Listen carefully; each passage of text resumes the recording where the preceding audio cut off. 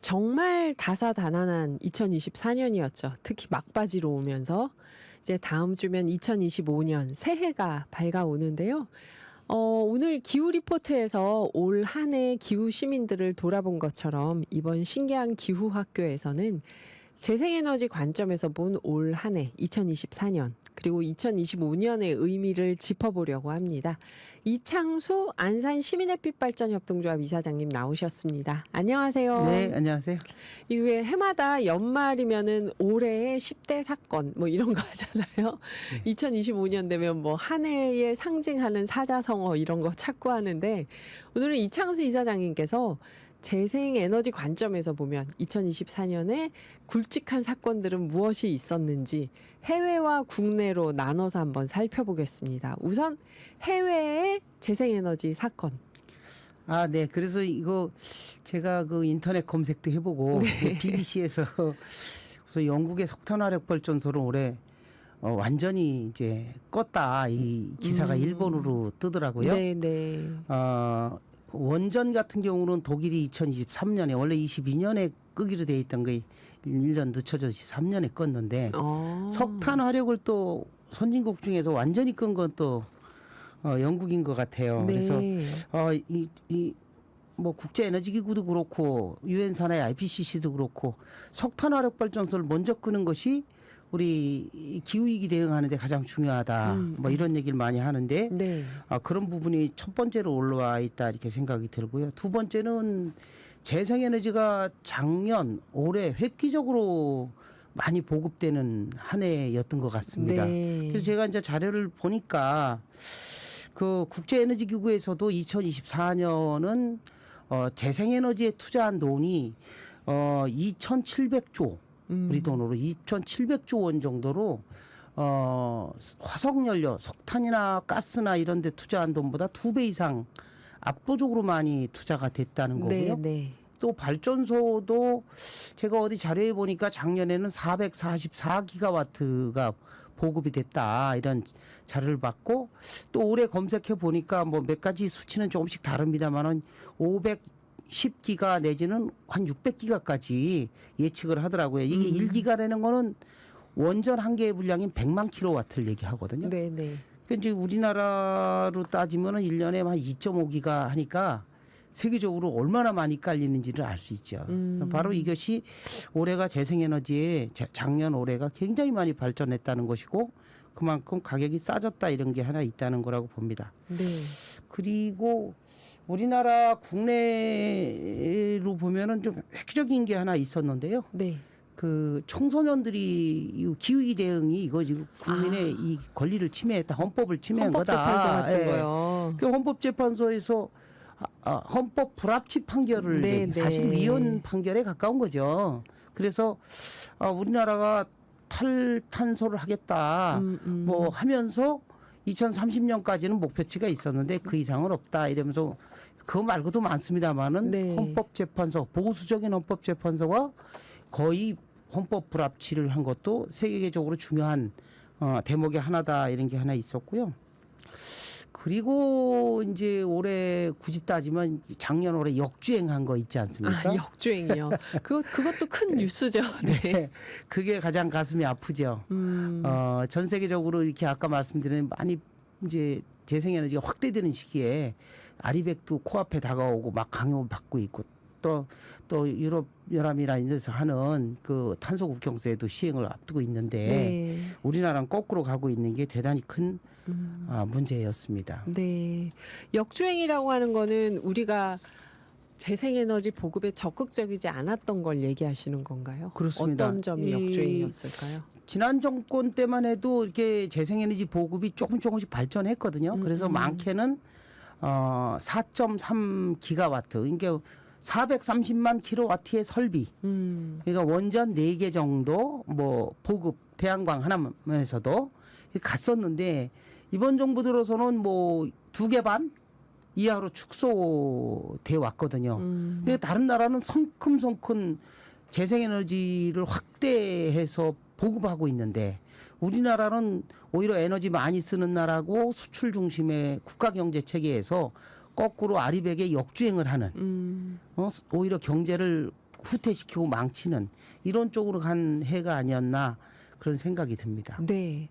이창수 이사장님께서 2024년에 재생에너지 빅뉴스 큰 사건들 골라주셨는데요. 첫 번째는 어떻게 보면 석탄으로 불붙었던 산업혁명의 본고장 영국에서 2024년 석탄 화력 발전소를 완전히 다 꺼버린다. 0%로 만든다.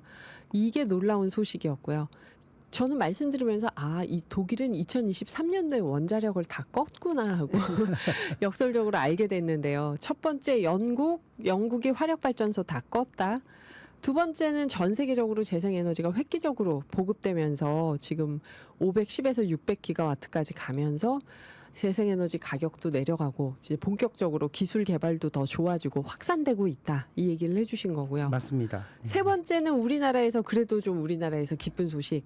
청소년들 이때 영유아까지 포함됐다는 얘기도 있었는데 기후 소송을 걸었던 게 헌법재판소에서 헌법 불합치 판결을 받았다. 그러면 이제 앞으로 우리나라는 헌법 정신에 따라서 기후위기 대응을 적극적으로 해야 되는 거죠. 그렇습니다. 예, 법에 따르면. 네. 그리고 네 번째는 우리가 어쨌든 이 세 가지는 기쁜 뉴스였고요. 네 번째는 어쨌든 그래도 큰 소식. 우리나라는 역주행을 하고 있다. 탄소 국경세도 생긴다고 하고 아리백 때문에 수출에서 재생에너지가 굉장히 중요한데 우리는 지금 거꾸로 줄어들고 있다. 개통 제한도 여기에 포함이 되겠죠. 그렇습니다. 지금 말씀하신 저희가 이제 서명 받고 막 그런 것도 하고 있는데 그 동안에는 1,000km 미만의 발전소들은 언제라도 신청을 하면 접수는 받아줬어요. 왜냐하면 네네. 이 태양광 발전소를 세우면 한전의 송 배전망에 연결 안 하면 무용지물이 되잖아요. 네네. 그 선을 타고 가서 소비지로 가야 하니까. 네네. 그래서 그걸 다 받아줬어요. 물론 접속이 좀 기다렸다 되는 건 있었지만 올해는 10월부로 이제는 그런 거를 안 해주겠다. 심사해서 해줄지 말지를 정하겠다. 이렇게 하고 비용 부담도 뭐 늘려가고 있고요. 또 하나는 광주 전남북 지난번에 한번 말씀드렸지만 네네. 제주 뭐 강원 또, 일부 지역. 강원 일부 경상도 일부 205개 변전소 지역 이 부분은 그동안에 많이 깔았으니 송전망이 없어서 아예 2031년 말까지는 그냥 접속도 안 받아주겠다. 접수도 태양광 안 하지 받아주겠다. 마라 이 지역. 예. 그러니 우리 경제를 아. 폭망시키겠다는 얘기하고 똑같잖아요. 이런 거를 또 한 그런 해이기도 합니다. 네, 2024년 역주행의 큰 사례로 예. 개통 제한 문제가 있었는데요.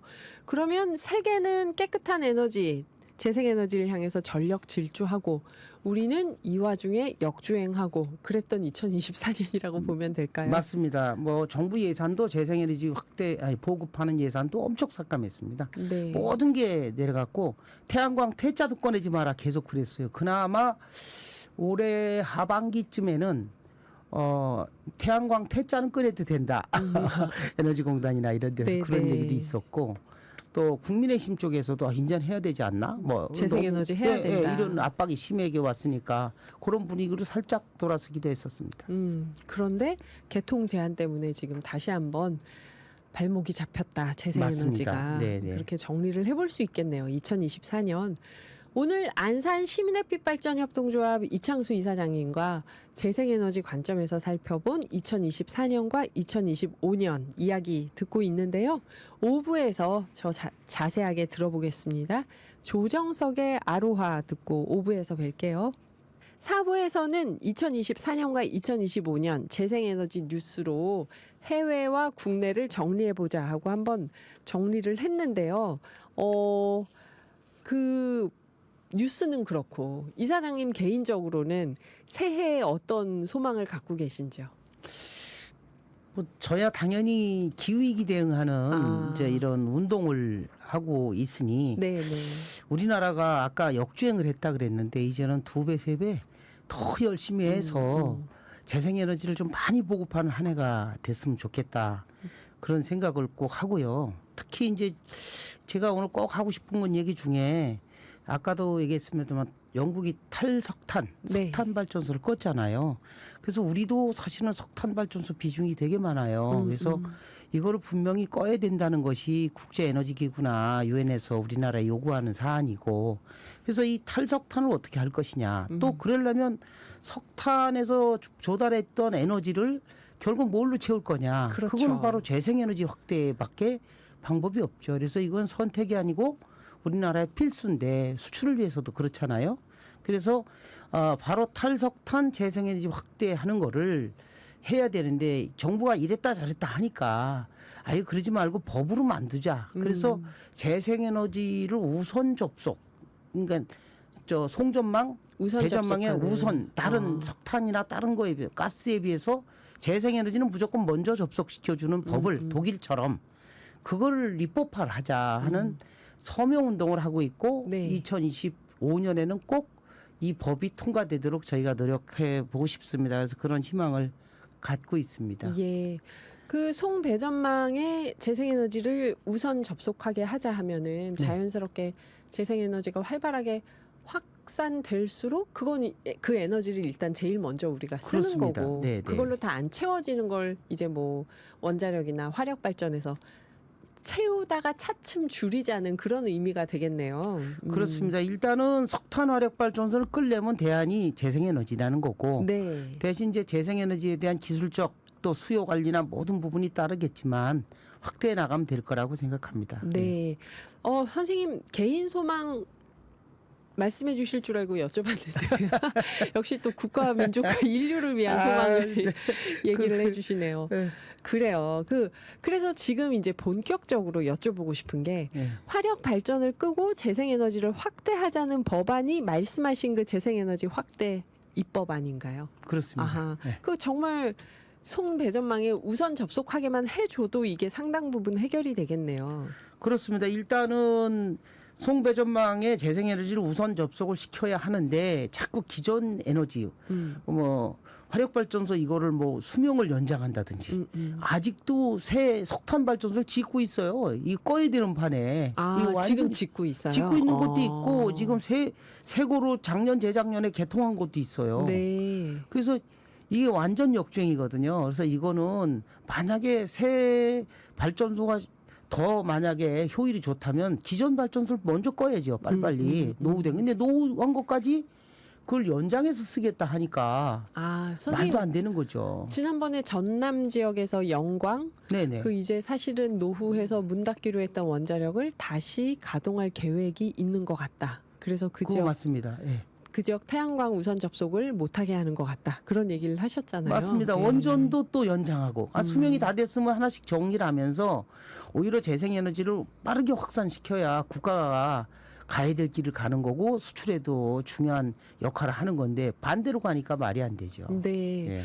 그래서 이 법안을 입법 촉구 서명을 지금 받고 계시잖아요. 맞습니다. 탈석탄 재생에너지 확대 입법 촉구 맞습니다. 서명해요. 네네. 요거를 우리가 사실은 간단하게 온라인으로 서명을 할 수 있는데 저희가 오늘의 기후 밴드에도 올려두겠습니다. 맞습니다. 이제 저희 그렇게 해주시면 너무 감사드리고요. 저희가 현재 한 22,000명은 받았어요. 5만 명 중에. 그래서 네, 네. 이제 2달 동안에 나머지 한 3만 명 가까이 이제 받으려고 하고 있습니다. 그래서 지금 화면에 유튜브 화면에 나와 있는 이게 이제 거기에 이제 QR 코드나 네. 그다음에 인터넷 주소를 보고 들어와서 이렇게 인터넷에서 서명을 해주셔도 좋고 네. 또 지역에 이제 협동조합이 있는 곳은 지역에서 함께 해주셔도 좋습니다. 네. 이렇게 화력 발전 끄고 원자력도 가급적이면 줄이고 우리 재생에너지로 확대하자 하면 보통 제일 먼저 떠오르는 생각이 늘 우리가 이게 먹고 사는 문제가 중요하다 보니까 그러다 만약에 태양광이나 풍력으로 에너지가 제대로 조달이 안 되면 어떻게 불안정하면 전력이 네네네. 그리고 또 그런 발전소에서 일하던 사람들의 일자리는 어떻게 이런 걱정이 궁금증, 있죠. 걱정 이런 게 나오잖아요. 맞습니다. 이런 질문이 들어오면 어떻게 답변하시나요? 일단은 독일이나 유럽은 한 50% 전체 총 사용량의 재생에너지가 50%가 넘었고요. 50%요. 예, 50%. 유럽 전체에서. 예. 예. 근데 독일은 60% 넘었고요. 덴마크는 80%. 그렇더라고요. 까지 갔습니다. 네, 네. 그럼에도 불구하고 그것이 불안정성을 극복하고 여러 정책을 펴고 있더라고요. 네. 근데 우리나라는 반면에 8% 9%예요. 통계마다 약간 다릅니다만 10%가 안 되고 그것도 신재생에너지하고 신자까지 붙인 거거든요. 네. 그래서 저희는 아직 개통 불안정성이 그렇게 많지는 않습니다. 오히려 접속 차단하고 이런 게 쟁점이 되긴 합니다만은 네. 아직은 그렇지 않다. 두 번째는 독일 보니까 우리나라는 보통 세탁기는 언제 돌리시나요? 그럼 물어보면 뭐 그냥 아무 때나 시간 있을 때 아니면 낮에 뭐 이렇게 돌리잖아요. 층간 소음으로 민원이 안 올 때 주로 돌리죠. 독일 같은 데는 세탁기 언제 돌려요? 그러면 하루 전날 실시간 전기 요금을 발표를 한대요. 그래갖고 몇 시부터 몇 시까지가 제일 싼데 돌리는 거죠. 그래서 수요를 분산시키는 네. 정책을 촘촘하게 하고 있고요. 그다음에 에너지 저장 장치를 다양하게 또 해야 된다고 생각합니다. 그래서 네. 그건 뭐 시간이 없어서 다 얘기는 못하고 다양한 방법이 있는데 에너지 저장 장치 이런 것들을 통해서 개통 안정성을 확보할 수 확보해 있다. 나갈 수 있고 그다음에 또 수요 분산 정책이 있습니다. 예를 들어서 네. 옛날에도 한번 얘기했는데 데이터베이스 센터처럼 전기를 많이 쓰는 곳은 지방으로 보내야 됩니다. 수도권이 아니고. 그러면 송배 전망에 이 집중을 완화할 수 있잖아요. 전기를 많이 쓰는 공장도 지방으로 가도록 그러려면 지방 전기 요금과 수도권 요금을 차등화를 줘서 네. 지방으로 가면 뭐가 이득이 되도록 하면 기업이 내려갈 수 있도록 유도를 하는 것이죠. 그런 형태도 지금 얘기가 나오고 있고요. 이런 다양한 방법으로 안정을 해야 된다고 보고요. 이제 아까 석탄 발전소에 있던 노동자들은 어떡하냐 일자리는. 네. 그래서 우리가 그 정의로운 전환 뭐 이런 얘기를 많이 하는데 네. 지금도 이 화력 발전소를 갖고 있는 발전사들이 재생에너지 투자를 많이 하고 있습니다. 아하. 또 하나는 이제 우리가 이제 뭐 이런 탄소세 같은 거를 앞으로 도입을 해야 됩니다. 네. 경제. 그래서 그런 세금을 가지고 이분들을 이렇게 다른 부분으로 전직을 시킨다든지 아니면 재생에너지 분야로 오히려 자연스럽게 전환시켜서 고용할 수 있다든지 이런 것들을 만들어 나가면 된다고 생각합니다. 일자리 전환은 재생에너지 쪽으로 같이 사회에서 일자리 전환이 되도록 도우면 되는 거지. 그렇습니다. 예. 그거를 계속 어차피 이게 지금 세계적인 추세로 봤을 때 저는 어떤 느낌이 드냐면요. 왜 우리 IT 처음 시작할 때 정말 온라인으로 다 바뀔 것처럼 하면서 IT 붐이 있었잖아요. 근데 네. 그 흐름을 사실 우리나라가 잘 탔잖아요. 그렇죠. 재생에너지가 어쩌면 그때만큼 또 한 번 전환의 붐인데 못하고 있는 게 아닐까 하는 생각이 선생님의 2024년 뉴스 얘기를 들으면서 문득 떠올랐는데요. 이 재생에너지가 일자리를 상당히 많이 만듭니다. 네. 실질적으로 제가 생각해도 수백만 개의 일자리 만들 수 있기 때문에 석탄 산업이나 다른 분야에 종사하던 노동자분들이나 직원들이 얼마든지 정의로운 전환을 할 수 있다고 저는 생각합니다. 네, 재생에너지에 새로운 일자리들이 많이 있기 때문에 일자리 네, 네, 전환을 하면 되는 거다. 그렇습니다. 두려워하지 말고 우리가 그래요. 해리 닐슨의 Without You 듣고 나서 이사장님 말씀 이어가 보겠습니다. 네, 유럽 선진국에서는 세탁기를 전기요금이 가장 저렴할 때 돌린다. 제가 우리는 그 층간소음 민원 없을 때 돌려야 된다 그랬더니 겨울세상님이 날씨가 덜 추울 때 돌려야 합니다. 네, 정답이네요. 옛날 아파트는 북향에 세탁실을 둬서 요즘 아파트도 그래요. 겨울세상님. 1층 세대는 5폐수관이 얼어서 역류하는 불편함이 있거든요. 그 전기세하고는 상관없는 또 다른 세탁기 돌리는 시간이 있습니다. 있는데 우리나라는 진짜 그렇겠네요. 베란다 쪽에 다 그 북쪽 다용도실에 세탁기를 내다 놓으니까 이게 추울 때 돌리면은 얼고 난리가 나죠, 거기서. 그러네요. 또 그런 문제가 있네요. 겨울세상님 꼼꼼하게 짚어주셔서 감사합니다. 자, 안산 시민햇빛발전협동조합 이창수 이사장님과 이야기 나누고 있는데요. 이제 경제 이야기 본격적으로 사람들이 재생에너지 좋은 건 다 알겠는데 그런 선입견이 있어요. 뭔가 기후에 좋은 걸 하면은 경제가 나빠진다, 생산성이 떨어진다 이런 선입견들이 있잖아요. 네네. 재생에너지 확대가 우리 경제에 혹시 부담이 될까봐 염려하는 분들께 말씀을 해주신다면요. 아까도 말씀드렸는데요. 우리나라 전 세계적으로 올해 엄청나게 재생에너지 투자가 네. 화석에너지보다 2배 이상 많았다. 이 말씀드린 거는 이게 뭐냐면 재생에너지가 그만큼 싸졌다는 얘기입니다. 많이 보급할수록 훨씬 싸진다는 거고요. 우리나라가 지금 한전의 빚이 202조입니다. 지난번에도 산업용 전기를 9.7%, 뭐 대기업은 10.2% 올렸는데 올렸죠. 그거 갖고는 택도 없고 지난번에 한 7번 올렸거든요. 2년 사이에. 앞으로 계속 올려야 돼서요.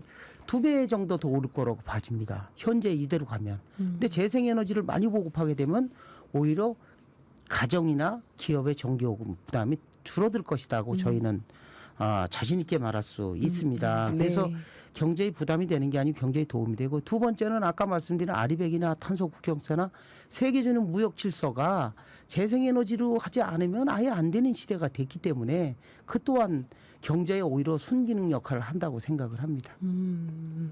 아하, 지금 재생에너지가 새로운 일자리를 만들고 거기서 앞으로 점점 비싸질 화석연료 값을 우리가 감당하지 못하는 수준이 될 수도 있는데 재생에너지로 미리 지금 늦었지만 준비를 빨리 해야 된다. 그렇습니다. 그게 예.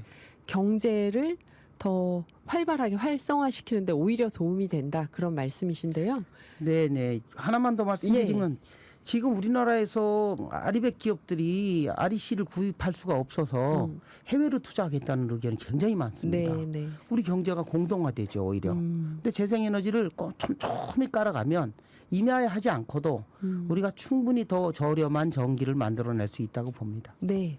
혹시 오늘의 기후 청취자분들은 많이들 아시겠지만 아리백 기업 하면은 재생에너지를 기업이 제품을 생산할 때 사용해라 하는 건데 아리씨는 기업에서 재생에너지를 사용하지 못했을 경우 이만큼 탄소 절감을 했다 하고 재생에너지를 인증서를 구매하는 겁니다. 구매를 하는 거예요. 인증서를. 맞습니다. 네. 그래서 이 아리씨가 필요한데 우리가 재생에너지를 많이 안 하고 있으면 아리씨도 많이 발급을 못 하니까 이 그렇죠. 필요한 기업들이 외국으로 나가겠다는 거죠. 나가거나 비싸게 주고 사야 비싸게 되죠. 주고 네. 사거나. 그러니까 더더욱 경제 발전을 위해서도 지금 재생에너지가 필요하다. 그런 말씀이신데요. 네네. 며칠 전에 기후 리포트에서 노광준 PD님이 이 경기연구원 보고서 소개를 해줬어요. 네. 그러니까 기후 위기가 없는 분들한테 더 혹독하다. 이걸 우리가 기후 격차라고 하는데 냉방비, 난방비, 전기요금 절약 차원에서도 에너지 기본권 차원으로 재생에너지가 더 확대될 필요가 있다. 이런 보고서 내용이 있었다고 맞습니다. 알고 있습니다. 네네. 이건 어떻게 보시나요? 저는 거기에 전적으로 동의합니다. 왜냐하면 재생에너지가 앞으로 갈수록 싸지고 있고 저희들도 국제연대도 하거든요. 네. 뭐 캄보디아라든지 네팔이라든지 몽골이라든지 이런 데를 막 다니는데요.